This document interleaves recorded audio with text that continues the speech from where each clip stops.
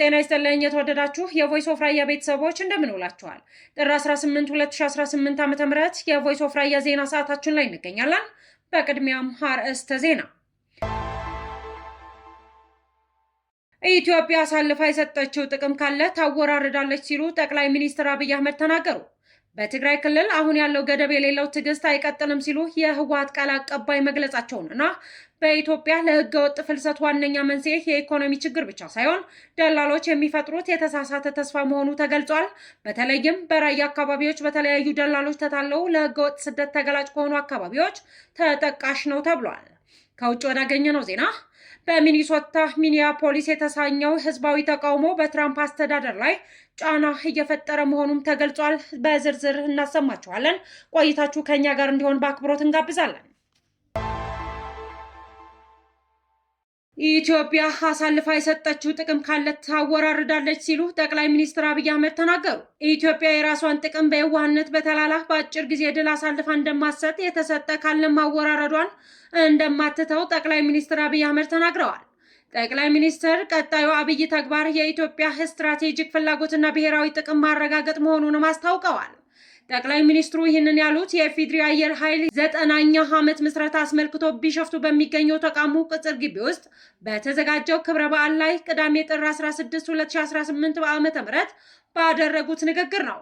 የኢፌዴሪ ጦር ኃይሎች ጠቅላይ አዛዥ የሆኑት አብይ አህመድ በዚህ ንግግራቸው የኢትዮጵያ አየር ኃይል ላለፉት 9 አስርት ዓመታት በብዙ ከፍታ በብዙ ዝቅታ ውስጥ ማለፉንም አመልክተዋል። የኢትዮጵያ አየር ኃይል ስመጥርና ታላቅ ሲሉ ያሞካሹት ጠቅላይ ሚኒስትሩ ተቋሙ አሁን ያለበት ቁመና በየዘመናቱ የነበሩ መንግስታት የሰሯቸው ድምር ስራዎች ውጤት እንደሆነ ገልጸዋል።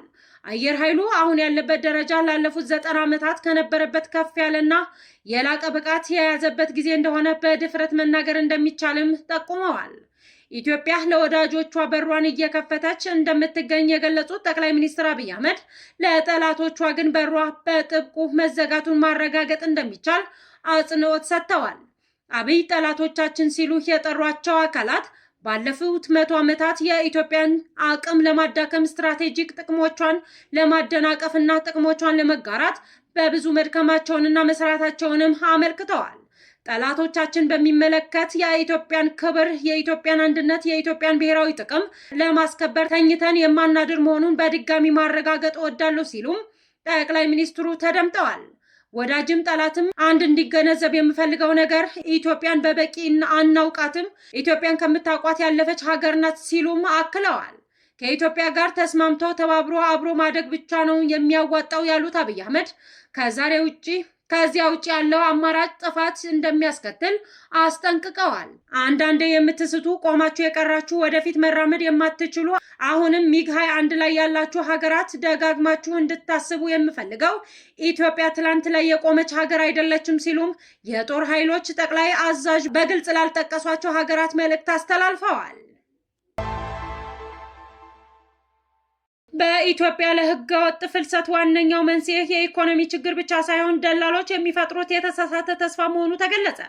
በተለይም በራያ አካባቢዎች በተለያዩ ደላሎች ተታለው ለህገወጥ ስደት ተገላጭ ከሆኑ አካባቢዎች ተጠቃሽ ነው። ተጓዦች የደላሎች የሐሰት መረጃ ማመናቸው ህገወጥ ፍልሰትን ለመግታት የሚዳርገውን ውጥረት እንዳዳከመ ተገልጿል።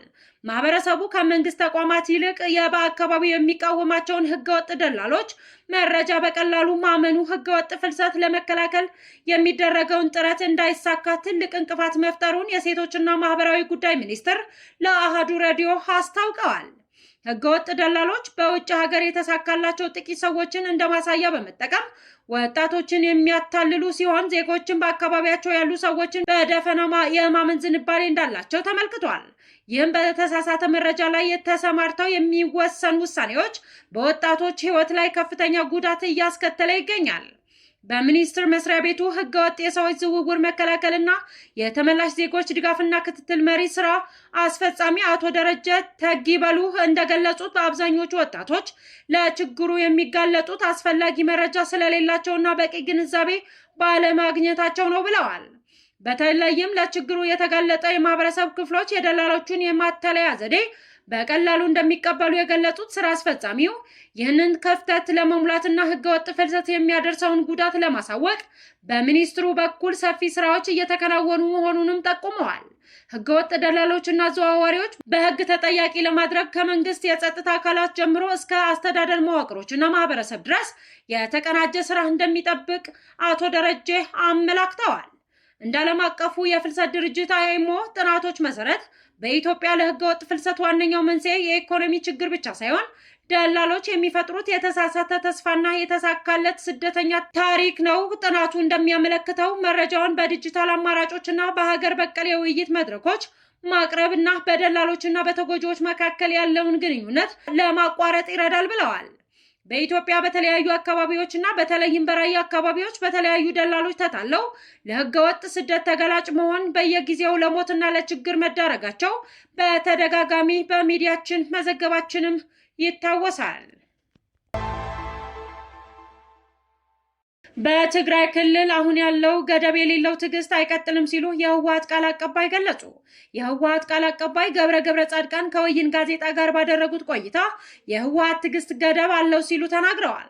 ትግራይ በፌዴራል መንግስቱ ውስጥ ያላትን የወሳኝነት ሚናታ በዝምታ አትቀጥልም ያለ ሲሆን በህወሓትና በፌዴራል መንግስት መካከል የተፈጠረውን ውጥረት ወደ ለየለት ጦርነት ሊያመራ የሚችልበት እድል መቃረቡንም ተናግረዋል።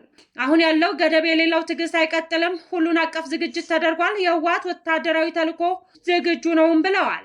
ቃል አቀባዩ በህወሓት ወታደራዊ ኃይል የሚሰነዘሩ የስም ማጥፋት ዘመቻዎች ትግራይን በማዳከም ላይ የተመሰረቱ ናቸው ሲሉ ክስ አሰምተዋል። እንከላከላለን የሚል ጥሪም አቅርበዋል። ህወሓት በዲሞክራሲ ስም ትግራይ ላይ የሚንጸባረቃል ያለውን ከልክ ያለፈ ተቃውሞ መቆም አለበት ብሎ እንደሚያምን ገልጸው በዲሞክራሲ ስም የሚቃወሙ ሰዎችን አንታገስም ሲሉ ከሰሞኑ የተጀመረው እርምጃ ተጠናክሮ እንደሚቀጥልም ተናግረዋል። የህወሓት ወታደራዊ ኃይል ከሰሞኑ በፖለቲካ አቋም ልዩነት ተቃውሞ ያነሱ እንደ ብርጋዴር ጀነራል ጉዕሽ ገብረ ማሰሩ ይታወሳል። እንዲሁም ከሻዕቢያ ጋር የተጀመረው ጽምዶ አራማጅ አክቲቪስት ብርሃነ በተመሳሳይ ተቃውሞ በማሰማቱ መታሰሩም ይታወቃል። በሚኒሶታ ሚኒያፖሊስ የተነሳው ህዝባዊ ተቃውሞ በትራምፕ አስተዳደር ላይ ጫና እየፈጠረ እንደሆነ ተገለጸ። የሚኒሶታ ገዢ ቲም ዋልዝ ዶናልድ ትራምፕ ያሰማሩትን ኃይል ከግዛቱ እንዲያስወጡ አሳሰቡ። በሚኒሶታ ሚኒያፖሊስ የተነሳው ህዝባዊ ተቃውሞ በትራምፕ አስተዳደር ላይ ጫናም እየፈጠረ ነው ተብሏል። የ37 ዓመቱ ነርስ አሌክስ ፕሪቲክ በፍልሰትና ጉምሩክ ቁጥጥር ባልደረባ ተተኩሶበት ህይወቱ ማጣቱን ተከትሎ ተቃውሞ እየበረታ ሄዷል። ይህንን ተከትሎ የሚኒሶታው ዲሞክራት ገዢ ቲም ዋልዝ ትራምፕ ያልሰለጠኑና ባገኙበት ቦታ ሁሉ የሚተኩሱ የአይኤስኤ ወይም አይኤስጂ ኤጀንቶች ከግዛታችን ያስወጡልን በሚል ማሳሰቢያም ሰጥተዋል። 3000 ያልሰለጠኑ ባልደረቦች ከሚኒያፖሊስ ካልወጡ አሁንም ያገኙት ላይ እየተኮሱ ንጹሐንን ይቀጥፋሉ ብለዋል ዋልዝ። የሚኒያፖሊስ ከተማ ከንቲባን ጨምሮ የግዛቷ ሚኒሶታ ገዢ ቲም ዋልዝ ሴንትራል አልሃን ኡመር እና በርካታ ዲሞክራቶች ፕሬዝዳንት ዶናልድ ትራምፕ በስደተኞች ማባረር ስም የሚወስዱትን እርምጃ እየተቃወሙ ነው። በሌላ በኩል የፌዴራል ህግ አስከባሪዎች የሚኒሶታ ግዛት ዲሞክራቶች አልጠበቋቸውም በሚል ትራምፕ ይወቅሳሉ። የአይኤስ አባላት ራሳቸውን ለመከላከል የሚወስዱት እርምጃ የሰው ህይወት ሊያልፍ ይችላል በሚል ትራምፕም ይከራከራሉ። የፌዴራል አይኤስ የጸጥታ ኃይሎች ዜጎችን የማሳደድም ጀምረዋል። ህዝቡን በበረዶና ከባድ የአየር ሁኔታ ሳይበግረው ተቃውሞውን አጠናክሯል ብሏል።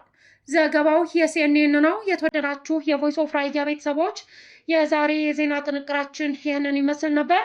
ሰላም።